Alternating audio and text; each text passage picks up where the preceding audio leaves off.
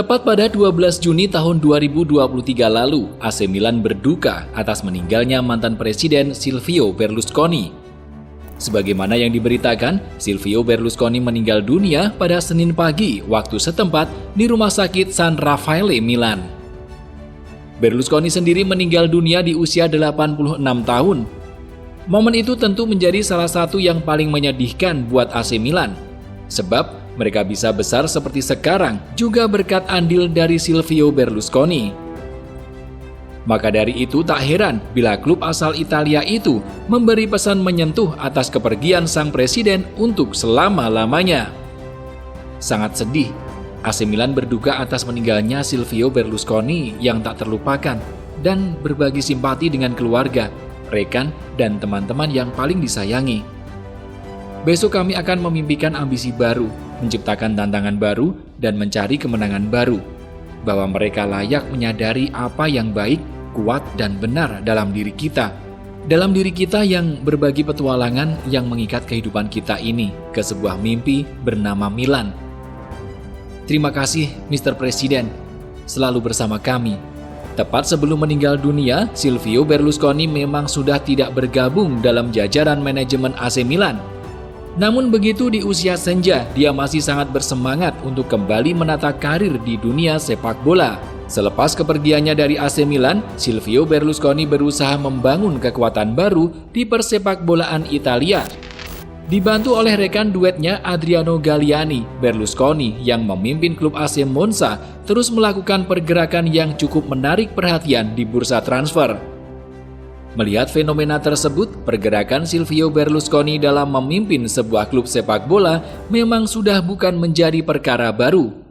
Maka dia tampak luwes ketika sukses mengantar Monza dari kompetisi kelas bawah menuju panggung tertinggi di Italia.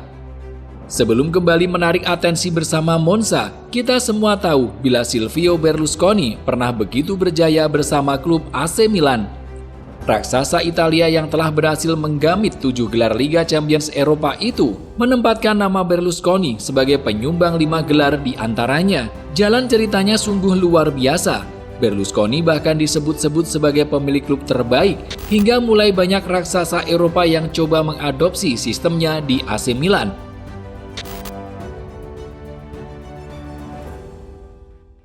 Silvio Berlusconi memang bukan sosok sembarangan. Dibesarkan oleh ayah yang merupakan pegawai bank dan seorang ibu rumah tangga, Berlusconi punya jalan suksesnya sendiri. Sejak kecil, dia sudah terbiasa melakoni bisnis. Seperti pada tingkat sekolah dasar, pria yang meninggal dunia di usia 86 tahun itu terbiasa mengerjakan tugas teman sekelasnya dengan diberi imbalan berupa sarapan gratis. Beranjak dewasa, dia mulai menjual mesin penyedot debu dan sesekali membangun reputasi sebagai seorang penyanyi di klub malam hingga kapal pesiar. Naluri bisnis Silvio Berlusconi kian berkembang usai dia menolak untuk bekerja di tempat ayahnya mencari nafkah dengan lebih memilih untuk menjadi pengusaha di bidang konstruksi. Ketika itu dia membangun Edil Nord, sebuah perusahaan konstruksi yang berbasis di Milan, di mana kemudian itu menjadi pondasi dari dinasti bisnisnya. Bisnis Silvio Berlusconi yang menggurita pada akhirnya sampai ke ranah media. Dia mulai membangun stasiun TV lokal di Milan hingga meluncurkan TV kabel miliknya sendiri yang dinamai Tele Milano. Mengakuisisi sejumlah jaringan TV berskala nasional, Berlusconi kemudian mendirikan Mediaset yang menyediakan berbagai hiburan.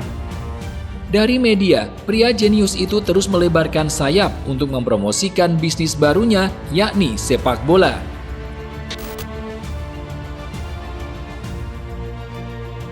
Tepat pada 8 Juli 1986, Silvio Berlusconi menghiasi langit Milan dengan sebuah helikopter miliknya. Pesawat udara dengan baling-baling besar di atasnya itu mendarat tepat di tengah lapangan. Dari sana turun sejumlah pemain Milan yang dipimpin sang kapten Franco Baresi dan diikuti oleh staf, pelatih, serta Silvio Berlusconi itu sendiri yang keluar paling belakang. Sebelum mengakuisisi Milan, Berlusconi tak hanya jago mengatur bisnis.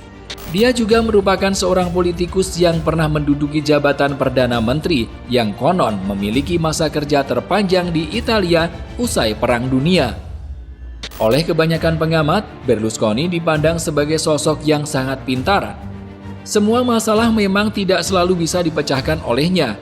Akan tetapi, Berlusconi mahir dalam mengubah situasi yang merugikan menjadi menguntungkan. Maka dari itu, bukan sebuah kebetulan ketika Berlusconi berhasil membawa Milan menuju era kejayaan. Meski saat dirinya datang, klub berada dalam kondisi yang memprihatinkan. Seperti diketahui, sebelum Berlusconi datang, Milan yang dipimpin oleh sosok Giuseppe Farina tercatat 2 kali turun kasta dan tak pernah menguasai liga selama 7 tahun lamanya. Kehadiran Berlusconi di klub sekelas Milan tampak seperti oase yang muncul di tengah gurun pasir.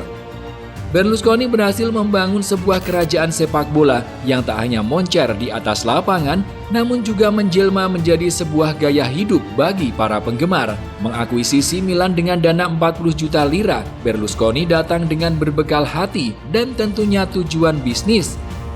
Jauh sebelum konglomerat Arab menginvasi sepak bola Eropa dengan gelontoran dana besar, Berlusconi sudah lebih dulu melakukannya. Yang membedakan, Berlusconi melakukan dengan cara yang tidak serba instan.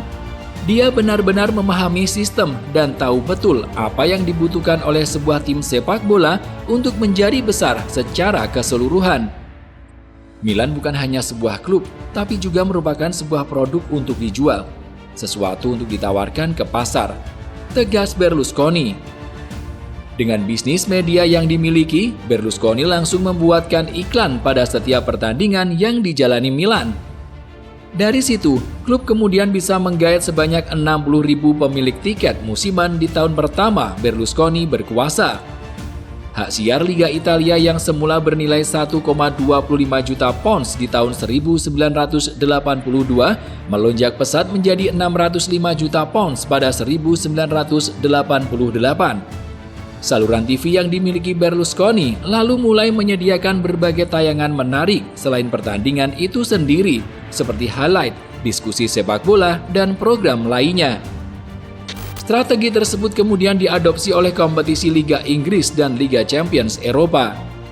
Maka jangan heran bila di era kejayaan Liga Italia, kompetisi tersebut masih dipandang sebagai yang lebih baik ketimbang Liga Champions Eropa. Ya, kamu tidak salah dengar. Ketika Milan sudah dipasarkan sebagai brand, langkah selanjutnya adalah membangun kekuatan besar di atas lapangan.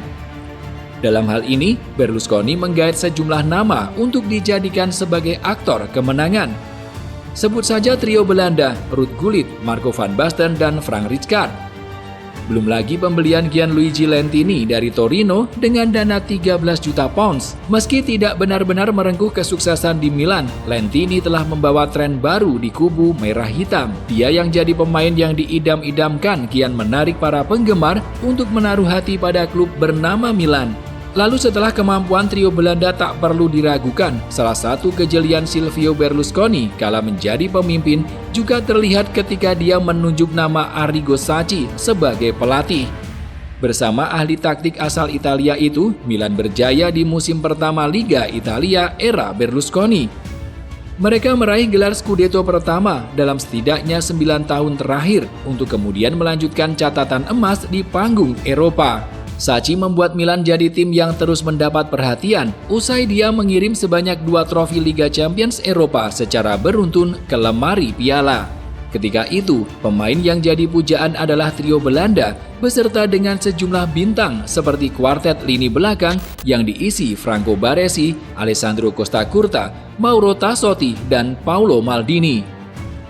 Dalam 2 laga final, Milan menghajar Steaua Bucuresti dengan skor 4-0 pada tahun 1989 dan melumat Benfica dengan skor tipis 1-0 di tahun berikutnya. Era keemasan Milan bersama Silvio Berlusconi kembali terulang ketika Fabio Capello berhasil meneruskan kejayaan klub di era Sacchi. Memanfaatkan warisan Sacchi, Don Fabio mampu meraih 3 Scudetto secara beruntun. Hebatnya lagi, Scudetto pertama dari Capello diraih AC Milan dengan status tak terkalahkan sepanjang musim. Masih bersama nama Baresi dan Paolo Maldini, Milan jadi kian kokoh ketika nama Roberto Donadoni dan Dejan Savicevic masuk ke dalam skuad. Hasilnya, Milan menciptakan sebuah kemenangan bersejarah ketika FC Barcelona asuhan Johan Cruyff di partai final Liga Champions Eropa tahun 1994 berhasil ditumpas. Tak tanggung-tanggung, klub favorit juara pria Belanda dihajar dengan skor telak 4-0. Berlusconi yang rutin menonton pertandingan Milan dari tribun kerap terlihat melemparkan senyum merekah ke hadapan para penggemar. Dia terus menikmati hasil dari kehebatannya dalam mengelola sebuah tim sepak bola. Tak sampai pada pembelian bakat-bakat berkualitas, bisnis sepak bola Berlusconi berlanjut ke investasi besar lainnya seperti pembangunan pusat latihan terbaik dan modern, Milanello, sampai pada pendirian Milan Lab yang sangat canggih. Menarik mundur ke belakang, Milan Lab hadir dari sebuah cerita ketika pemain hebat bernama Fernando Redondo gagal berkembang di AC Milan akibat masalah cedera. Sepanjang 4 tahun membela Milan, Redondo hanya tampil sebanyak 16 kali di kompetisi Serie A. Tidak mau masalah yang sama terulang, Presiden Milan ketika itu, Silvio Berlusconi, resmi menginvestasikan dana sebesar 5 miliar lira untuk menggait ahli kesehatan asal Belgia bernama Jan-Pierre Meerseman guna mendirikan sebuah pusat penelitian canggih yang kemudian diberi nama Milan Lab.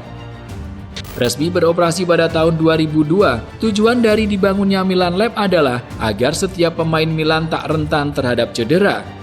Selain itu, Milan Lab juga memiliki misi untuk memaksimalkan setiap potensi bintang yang dimiliki agar mereka bisa bermain lebih lama dengan performa jempolan. Namun perlu dicatat bahwa Milan Lab tidak mengkhususkan misi untuk memaksimalkan potensi pemain yang berusia tua saja. Berbagai jenjang usia, termasuk pemain muda pun ikut masuk ke dalam proyek ini. Lantas mengapa justru banyak pemain tua yang lebih bersinar di Milan dalam waktu yang lama? Yang jelas, komposisi skuad Milan ketika itu memang banyak mengandalkan pemain berpengalaman. Milan Lab memiliki prinsip untuk lebih baik mencegah daripada mengobati. Ketika mereka menghadapi kasus cedera pemain sekalipun, Milan Lab mengklaim bahwa mereka dapat memprediksi kemungkinan cedera seorang pemain dengan tingkat akurasi 70%. Jadi ketika pemain tertentu berpotensi mengalami cedera yang lebih parah, orang-orang hebat di balik layar tersebut sudah memiliki cara jitu untuk mencegah agar sang aktor lapangan hijau bisa terhindar dari cedera berkepanjangan. Sejak dibangunnya Milan Lab, jumlah pemain cedera di klub raksasa Italia itu berkurang hingga 90%. Kembali lagi, keberhasilan Milan Lab bukan cuma mengurangi intensitas pemain yang masuk ke ruang perawatan, namun juga memaksimalkan potensi pemain berpengalaman untuk bisa melebihi level yang seharusnya. Dalam kasus ini, bukti nyata dari keberhasilan Milan Lab adalah dengan terus berjayanya Milan dengan nama-nama seperti Clarence Seedorf, Alessandro Costa Curta, Alessandro Nesta, Massimo Ambrosini, hingga Paolo Maldini. Belum lagi nama populer lainnya seperti Marcos Cafu yang turut menguatkan anggapan tentang Milan yang berjaya bersama deretan pemain tua. Dengan kumpulan nama populer tersebut, Milan yang berhasil menjuarai kompetisi Liga Champions Eropa tahun 2007 memiliki rata-rata usia hingga 31 tahun 34 hari. Kapten mereka, Paolo Maldini, malah menjadi pemain tertua yang tampil di final Liga Champions dalam usia 38 tahun 331 hari. Menurut Jan-Pierre Meerseman, dalam wawancaranya dengan Daily Mail, dia mengatakan, usia tidaklah penting. Yang menjadi hal terpenting adalah setiap pemain selalu merasa siap secara fisik dan psikologis untuk tampil. Tak ada masalah, mereka berada di usia 21 tahun atau 41 tahun. Apa yang diterapkan Berlusconi di Milan kemudian menjadi standar bagi klub-klub Eropa lainnya. Di tahun 2004, tepat setelah berjaya di Eropa, Milan menempati urutan pertama sebagai klub dengan nilai tertinggi di dunia menurut majalah Forbes. Mereka mengalahkan raksasa seperti Real Madrid sampai Manchester United yang kita tahu juga punya reputasi dan sejarah yang sangat luar biasa. Namun layaknya roda kehidupan yang terus berputar, Milan yang masih digawangi Silvio Berlusconi harus rela mengurangi kemeriahan sebagai sang juara.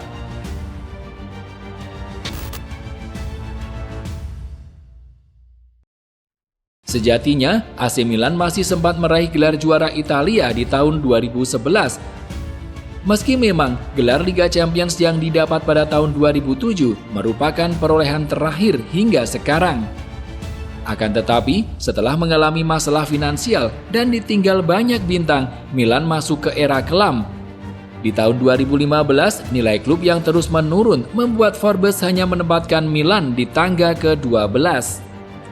Keringnya prestasi dan munculnya aturan baru seperti financial fair play membuat Milan alami banyak kerugian. Malah hutang yang tercatat juga tidak kalah besar.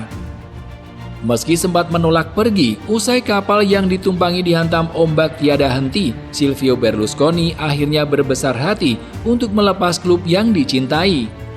Tepat di tahun 2017 silam, dia resmi merelakan Milan, klub yang telah menemaninya berjuang, ke tangan konsorsium Cina Yonghong Li. Di tangan Li, para penggemar yang ketika itu memang tengah bersedih usai klub kesayangan mengalami krisis berkepanjangan, jelas bergembira setelah Silvio Berlusconi akhirnya mau melepas saham mayoritas. Li diketahui berhasil mengambil alih kursi kepemilikan Milan setelah mengeluarkan dana sebesar 750 juta euro pada musim panas 2017 silam. Namun pada saat itu, beberapa dana senilai 303 juta euro yang didapatkan Li berasal dari manajemen Elliott, yang mana bila sang pengusaha asal Cina tidak bisa mengembalikannya dalam waktu 18 bulan, otomatis klub akan berada di tangan Elliott. Meski mengambil pinjaman yang tergolong sangat besar, Li tetap percaya diri bisa mengembalikannya. Dia yakin bahwa di bawah kekuasaannya, Milan akan merengkuh banyak piala. Setelah di akhir era kepemimpinan Silvio Berlusconi, para penggemar jarang dihidangkan menu pemain bintang di bursa transfer pemain.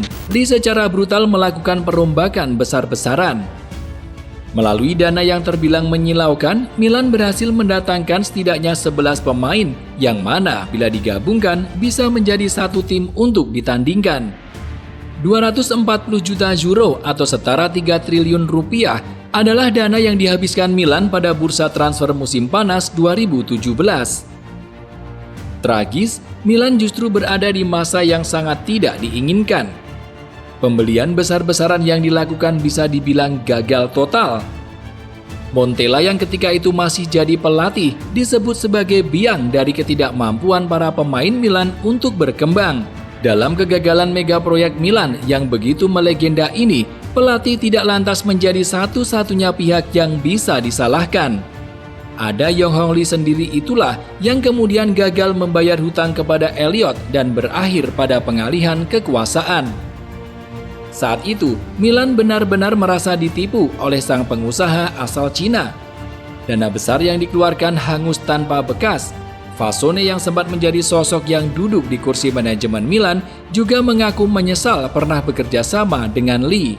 Selain itu, Milan juga sempat mendapat hukuman dari UEFA usai disebut telah melanggar aturan financial fair play. Pada 2019 lalu, Milan dianggap telah melanggar aturan tersebut sejak tahun 2017. Namun ketika itu, banding yang dilakukan bisa diterima hingga baru pada akhir musim 2018-2019 lalu, Milan harus menerima sanksi. Hukuman yang dikeluarkan ketika itu, Milan dikeluarkan dari kompetisi Europa League 2019-2020. Posisi mereka kemudian digantikan oleh AS Roma yang finish di posisi ke-6 pada musim sebelumnya. Selepas merasakan era kehancuran di tangan Yonghong Li, manajemen Elliott yang datang ambil kendali, sukses merubah situasi jadi lebih pasti. Namun meski berhasil memenangkan trofi Scudetto musim 2021-2022, AC Milan resmi mengumumkan bahwa mereka telah mencapai kesepakatan akuisisi klub yang melibatkan Redbird Capital Partners dan Elliott Advisor. Dalam pengumuman ini, Milan menyebut bahwa Redbird telah mengakuisisi Rossoneri dari Elliott di atas nilai sebesar 1,2 miliar euro atau setara dengan kurang lebih 18,7 triliun rupiah.